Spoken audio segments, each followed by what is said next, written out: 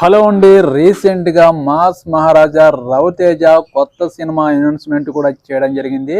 Mass జాతర మూవీతో రీసెంట్గా మన ముందుకు రావడం జరిగింది. ఈ సినిమా కొంతమందికి నచ్చింది, కొంతమందికి నచ్చలేదు.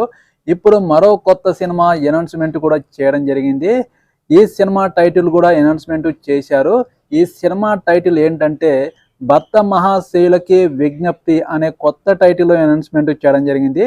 ఈ సినిమా అనేది కిషోర్ తిరుమల డైరెక్షన్లో రాబోతుంది. ఇప్పుడు ఈ సినిమా ఓన్లీ మొత్తం ఎంటర్టైన్మెంట్ లా కనిపిస్తుంది. ఈ సినిమా టైటిల్ చూస్తుంటే ఈ సినిమా మొత్తం ఎంటర్టైన్మెంట్తో నిండిపోతుంది.